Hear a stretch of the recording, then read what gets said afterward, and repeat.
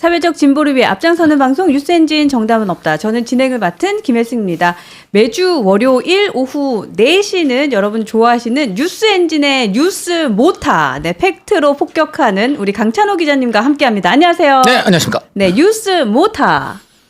엔진이라는 이런 멋진 이 트레이드 마크 아래 모타는 네. 약간 약한 것 같습니다. 아니, 원동력을 저는 가져다 엔진의 주는. 부속품이라고 불러주십시오. 아, 부속품. 네, 엔진의 베어링 뭐 네, 이런 거. 네. 베어링. 그리고 오늘 특별한 손님 한 분 더 모셨는데요. 지금 여러분들 댓글창에서 멋있다, 뭐 감동이다, 뭐 이렇게 글을 계속해서 올려주시고 계시는데요. 국민의힘 전략기획본부, 지금 전을 제가 붙여드려야 될 것 같아요. 전 부본부장 류재하 변호사님 나와주셨습니다. 안녕하세요. 예, 안녕하세요. 류재하 변호사입니다. 네, 만나서 제가 반갑습니다. 전을 붙였어요. 저는 붙이셔야 돼요. 오늘 잘렸거든요. 아이고. 예. 오늘 이제 한동훈 대표의 사의, 여기에 이제 플러스 변호사님의 사의까지 이제 온 거네요. 네, 그렇습니다. 오늘 이 이야기 함께 해보도록 하겠습니다. 그리고 오늘 이제 처음 오셨으니까 오늘 뉴스엔진과 잘 소통해 주시고요. 자주 오세요, 변호사님. 네, 불러주세요.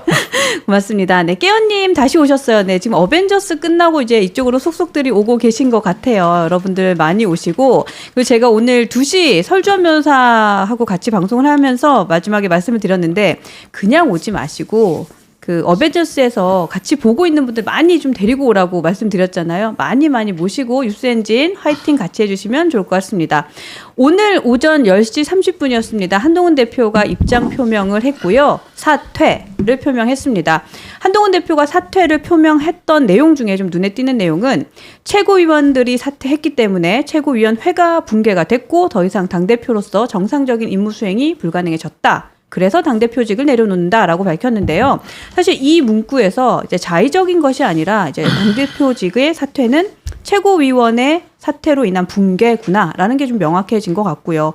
그리고 탄핵이 가결된 이후 국민의힘 의총에서 뭐 인민재판까지의 수준이 진행되었다라는 얘기도 있었는데 일단 요 내용부터 우리 강찬호 기자님의 말을 좀 들어보도록 하겠습니다. 인민재판을 방불케 했던 의원총회 혹시 좀 내용 아니 뭐 거기서 그런 되셨어요? 얘기까지 나왔잖아요. 뭐 쥐새끼라는 얘기까지 나오고. 쥐새끼도 네, 나왔어요? 그럼요. 막 지금 이런 너무나 험악했죠. 너 내려와. 뭐 네가 민주당이야 뭐 해갖고 그럼 뭐 아주 그냥 이게 정말 당 대표와 그 같은 식구인 의원들이 그렇게 할 수 있는 얘기인지 한마디로.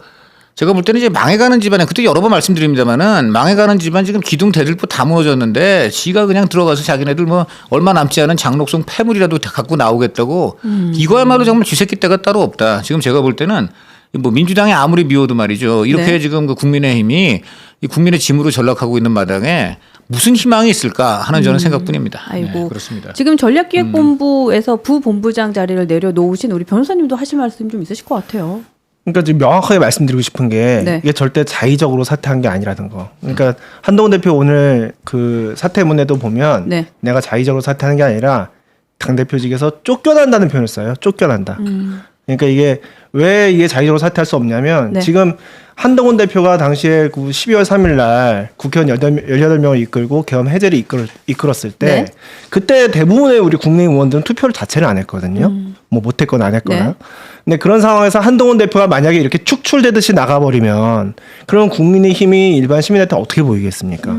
그냥 계엄 옹호당, 뭐 계엄 방탄당 이렇게 네. 보일 수 있는데 네. 그렇기 때문에 책임지기 위해서라도 한동훈 대표는 그 자리를 지켰어야 됐어요.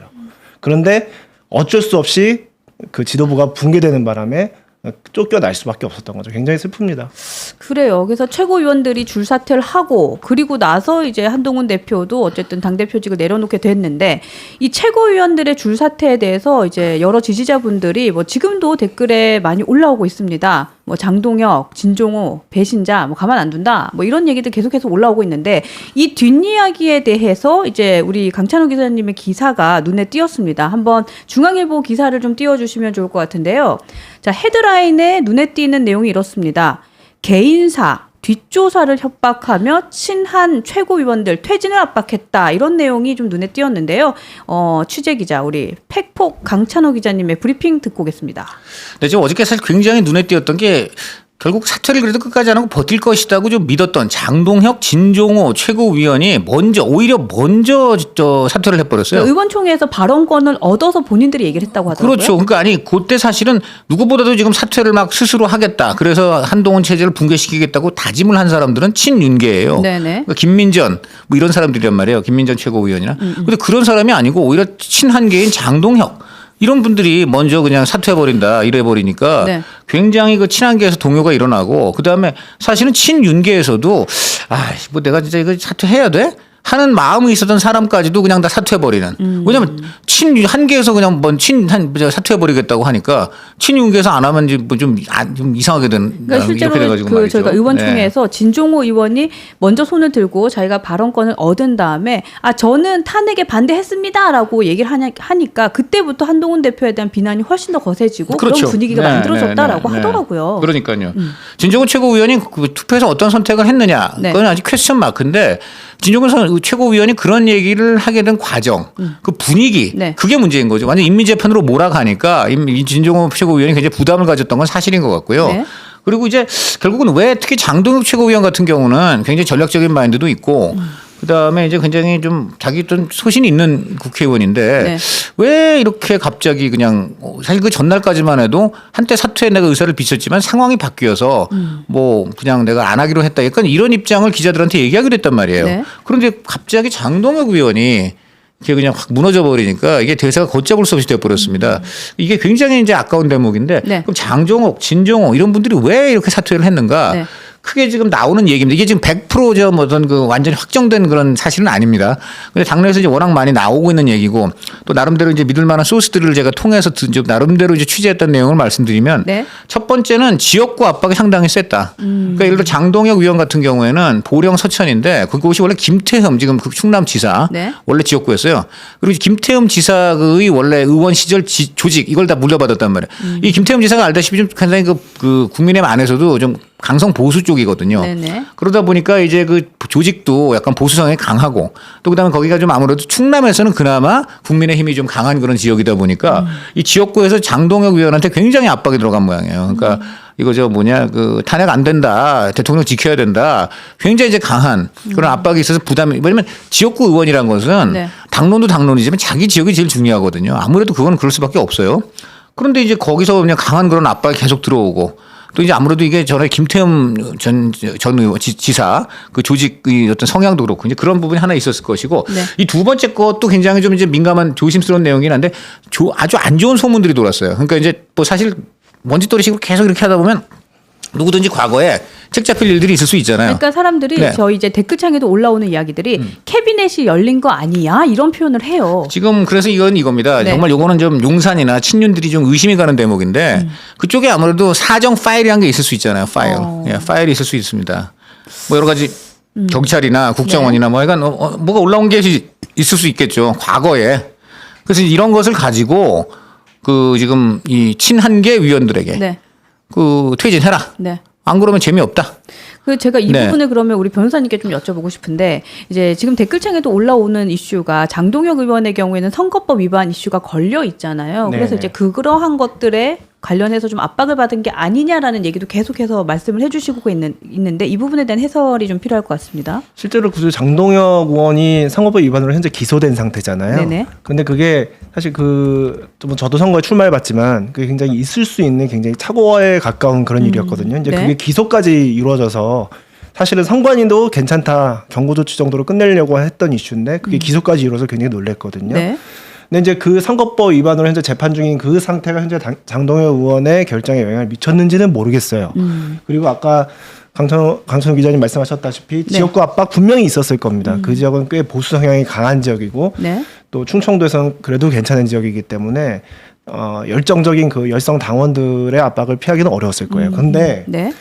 그렇게만 보기에는 굉장히 미심쩍은 여러 가지 부분들이 많습니다. 왜냐하면 진종호 의원과 장동혁 의원은 친한계의 대표 주자고 그래서 이제 전당대회 때부터 한동훈 팀 한동훈 해가지고 같이 뛰지 않았습니까? 그렇죠. 근데 그분들이 제일 먼저 손들어서 나왔단 말이에요. 그리고 사실은 그 장동혁 의원이 그 보령 서천에서 선거 캠프 차려서 거기 처음에 이제 출마 선언했을 때 한동훈 대표가 가서 거기서 이제 어떤 메시지를 줬냐면 장동혁은 한동훈의 친구입니다. 네. 이 메시지가 굉장히 강했었거든요. 근데 지금 이런 결과가 나왔다는 것이 사실은 조금 글쎄요 마음이 좀 안타깝죠. 이게 이제 그래서 그 뒤에 뭐 모종의 어떤 압력이 있지 않았겠느냐 그런 생각을 할 수밖에 없고 지금 우리가 한동훈 체제 들어서서 김옥균 프로젝트를 계속 얘기하고 있지 않습니까? 네네. 이 첫 번째 김옥균 프로젝트가 이제 총선 백서 이 총선에 지게 된 건 한동훈 때문이다라는 게 하나였고 네. 그 다음은 이제 문자 핵심 논란 전당대회 때. 그 다음에 나왔던 게 이제 단계 논란. 전 국민을 이제 너 썼냐 안 썼어 안 썼어 이거 네. 답하게 만드는 관중적인 상태로 몰아 넣어버린. 사실 굉장히 밀어붙였죠. 굉장히 밀어붙였죠. 네네. 단계 논란. 근데 이제 4차가 이거였던 것으로 봐요. 저는 이렇게 계엄 어떤 위헌 불법적인 계엄 사태에서 당이 지금 이렇게 쪼개지고 있는 지금 와해되고 있는 상황에서 4차 김옥균 프로젝트가 감행될 거란 상상도 못했는데 그러니까 결국은 해냈네요. 결국은 그죠? 해낸 거죠. 그렇죠. 어떻게 보면은 3전 4기 네. 3번 실패한 끝에 4번째 만에. 근데 문제는 이게 네. 자살 공격이에요. 자살. 그러니까 자살. 아니 본인들도 또 치명타를 자폭이에요, 입고 자폭. 자폭을 네. 지금 하고 있어요. 근데 여기서 무엇을 지금 사실 추출할 수 있냐면 네. 저는 윤 대통령의 그 한동훈 대표에 대한 그 증오와 감정이 내가 내 살을 깎고 내 몸이 죽더라도 저놈은 없애고 말리라 그러니까 이 수준인 내가 거예요. 죽더라도 너도 죽어야 거의 지금 이거죠, 그런 것 지금. 같아요. 그래서 네. 동기여진이라는 네. 하자성어를 사람들이 지금 많이 얘기하는데 아이고 참. 예, 적을 죽이기 위해서 나도 같이 죽는. 네, 그러니까 네. 지금 이재명이 목표가 아니에요. 이재명이나 민주당으로부터 정권을 계속 수호하는 게 목표가 아니고 내 집안에서 나를 배신하고 내가 미워 죽겠는 걔만큼은 무슨 희생을 영어로 at any cost 뭐 어떤 대가를 지불하고라도 그냥 하겠다. 이런 게 굉장히 강한데 문제는 아니 그럼 두 사람의 증오와 그 감정에 왜 국민이 계엄을 얻어맞아야 되냐고요. 그렇죠. 이게 핵심이라고 저는 그렇죠. 봅니다. 예. 네. 자, 한동훈 대표가 말이죠. 네. 그 딱 이제 저 누구보다 가장 빨리 대통령 계엄에 반응했어요. 잘못된 겁니다. 국민과 함께 막아내겠습니다. 위헌이고 위법입니다. 저는 이게 당연히 이제 한동훈 대표가 원래 갖고 있는 민주의식이 있어야 되는 거죠. 사람이 바로 가치관이 나온 거죠. 아니, 민주주의 기본 소양이 있는 사람이면 당연히 이건 아니야. 이건 반대 입장 내야 되겠어. 네. 그런데 이게 이재명 조국보다 훨씬 빨랐어요. 이건 뭘 의미하느냐. 네. 뭐 한동훈 대표가 저는 그 두 사람보다도 훨씬 민주의식이 뛰어난 사람이라고 저는 생각합니다. 우선 그게 있고요. 두 번째는 개인적인 위기감을 느꼈다. 이거는 단순히 지금 대통령이 겉으로는 지금 민주당 때려잡겠다고 그래서 계엄을 선포합니다 했지만 네. 핵심은 나를 잡겠다는 거다. 본능적으로 칼이 들어오는 걸 느낀 거예요. 사람의 칼이 들어오는 순간 사람은 본능적으로 피하면서 방어를 하게 돼 있습니다. 그러니까 실제로 네. 그 계엄이 선포된 그 당일 네. 그 시간에 그 김현정의 뉴스쇼에 전화 인터뷰를 한 내용이 있어요. 네. 근데 거기에서 한동훈 대표가 바로 얘기를 합니다. 뭐 그 계엄에 대한 네. 뭐 계엄군들이 지금 국회에 들어와 있고 뭐 나는 괜찮다라고 얘기를 했는데 어쨌든 본인의 체포에 대해서는 뭐 본인이 인지하고 있다라는 내용을 이미 얘기를 해요. 게다가 네. 그 좀 포인트가 뭐냐면 그 이제 수많은 체포 대상이 있었잖아요. 뭐 네. 정청래, 이재명. 근데 무슨 여당이 들어간 것도 기괴한데 그렇죠. 여당 정치인 중에 딱 한 명이에요. 딱 한 명. 오로지 한동훈밖에 없어요. 온리원. 왜냐면 다른 지금 윤 대통령 눈에 거슬린 사람도 많잖아요. 네. 여당 중에도. 네, 그렇죠. 그런 사람은 다 빠지고 한동훈 하나예요. 그러니까 한동훈 하나 들어가고 어떤 네. 의미에서 한동훈 하나 잡으려고 이재명, 정청래 뭐 이런 사람을 구색으로 끼워 넣은 느낌까지 들 정도예요. 그러니까 이 여기서 모든 주목해야 될 게 네. 말씀하신 대로 한동훈 대표의 민주정신 그러니까 민주의식 네. 본인 가지고 있는 그 민주의식이 되게 중요했던 게 본인 다 알면서 네. 자기한테 칼이 들어온다는 걸 알면서 그날 그 김현정 뉴스쇼 그 통화 보면은 네. 지금 들어간다는 거예요. 그렇죠. 그 칼이 있는 곳으로. 국회로 네. 들어가겠다. 왜냐하면 그래야 되니까 그게 여당 대표의 일이기 때문에 한 거죠. 그게 목숨 어떻게 걸고 보면 한 거예요. 어떻게 보면 셀프 디펜스도 되는 거예요. 내가 나한테 칼 들어오는데 칼을 막아야 되겠다. 이 칼은 부당한 게 맞으니까. 네. 그래서 국민과 함께 막겠다는 건 어떤 의미에서 나를 지키는 것도 사람은 정당방위, 자기 셀프 디펜스는 기본인 겁니다. 그거를 우리 국민과 함께 하겠다라는 의미도 들어있다 이렇게 보고 네. 제가 이제 그 의심을 더 강하게 하게 되는 이유는 네. 최근까지도 윤 대통령이 계속 하여간 전화를 돌리면서 네, 무문이 이번에 그 저 감사합니다. 친윤계들로 하고 또 친한 친윤계들한테 어떻게든 한동훈 체제를 붕괴시킬 것을 독려하였고 그다음에 제가 그저 지난번에 한번 말씀을 드렸는지 모르겠는데 네. 지금 원래 인요한 이 최고위원이 사퇴할 뜻이 없었어요. 아까 요 지점 좀 여쭤보고 싶었는데 네, 네. 지금 지금 인요한 최고위원이 직접 용산에 들어갔다 나왔다 12월 10일 제가 그걸 지금 오늘 기사에 썼는데 네, 그 기사 봤어요. 요게 지난주 그러니까는 자 토요일 날 탄핵이 이루어졌고 네. 금요일 날 아침에 대통령이 그걸 얘기했죠. 그 아마 그렇죠. 대국민 담화. 네, 대국민 담화. 요 전 직전 정도로 지금 파악이 되고 있는데 네. 그때 용산에서 윤희원 최고위원을 불러서 인 최고위원이 용산에 들어갔다는 거예요. 2시간 정도 있었다고 합니다. 2시간 정도 있었는데 1시간 59분 59초 정도가 한동훈에 대한 욕으로 채워졌다는 얘기로 지금 돼 있어요. 그러니까 경로를 해 있는 거예요. 네, 그래서 한동훈 대표에 대한 욕을 대통령이 아주 격하게 했고 네. 아주 길게 했고 결국은 그리고 그 얘기는 뭐냐면 저렇게 미워 죽겠는 한동훈 체제를 붕괴시켜야 되겠으니 당신은 사퇴를 하라. 아이고. 이런 뜻이죠, 뭐 결국. 그렇죠. 그래서 윤용환 위원이 나와가지고 네. 좀 이른바 벙쪘죠. 그래갖고 아마 주변에 조금 얘기했다고 하는 내용이 뭐냐면 대통령께서 조금 좀 정신과 치료가 좀 필요한 거라고 보인다. 아이고. 이런 얘기를 좀 횡설수설이다. 그다음에 내가 의사인데 네. 의사로서 좀 그분은 좀 정신과 치료가 필요한 거 진찰을 좀 아니냐. 하고 오셨어야 되는 이런 게 아닌가. 얘기를 지금 했다는 얘기가 네. 지금 당내에 많이 있습니다. 우리 지금 유전 네.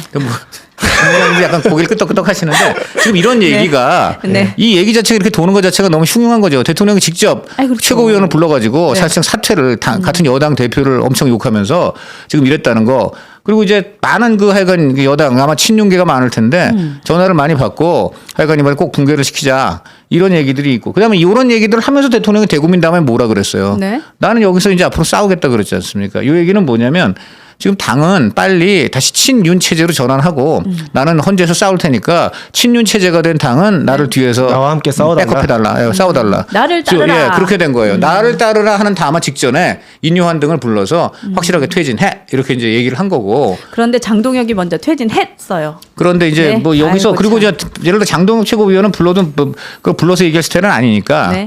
왜냐면 인유한은 친윤이니까요. 그 장동혁 최고위원은 불러서 할 얘기가 아니니까 아까 말한 대로 이른바 뒷조사 네. 이런 압박을 지금 한 게 아니냐. 뭐 이건 완전히 최진님께서는 석정. 장동혁도 불렀다는 얘기가 있던데요라고 네. 하는데 그건 사실이 아닌가 봐요. 그거는 지금 조금 더 제가 취재를 해보고 아니 그럴 가능성도 뭐 100% 배제할 수는 없죠. 그래서 알아보겠습니다만은 네. 제가 볼 때는 상식 좀 아무래도 인요한 최고위원 들어갔다는 것보다는 가능성이 좀 낮은 상황인 것 같긴 하고요. 네. 중요한 것은 어쨌든 이런 거 흉흉한 파일이 지금 돈다는 건데 이게 지금 보면은 과거 무슨 50 시절에 민정당이 이런 식으로 했거든요.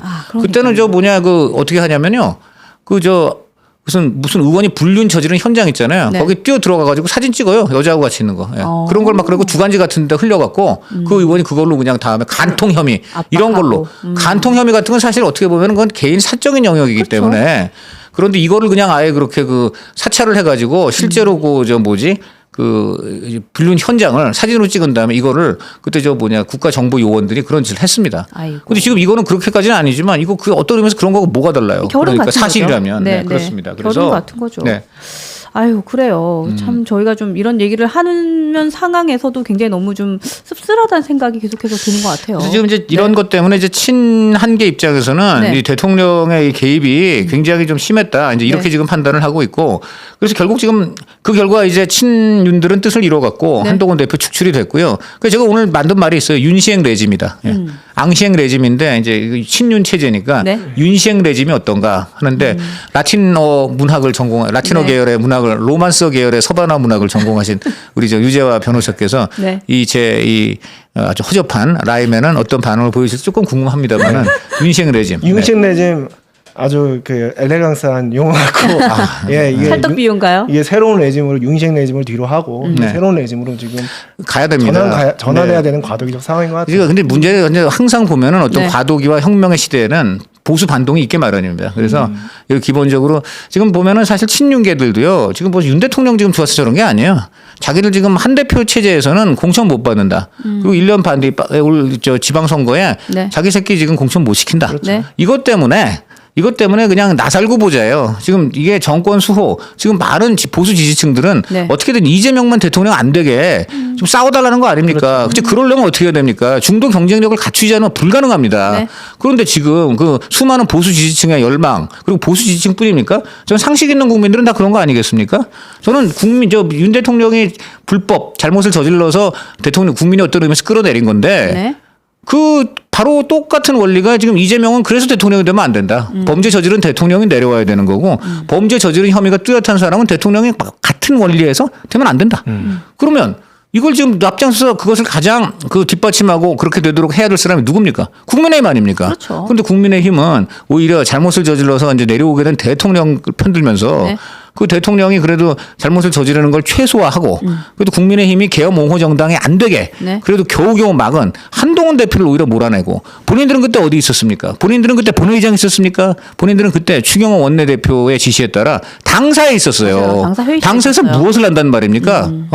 맨날 당계 게시판이라 보니까 당사에 있나? 네. 왜 당사에 그렇게 해요? 그렇지 않습니까? 낄 새가 없어요 지금. 네, 네, 아, 변호사님.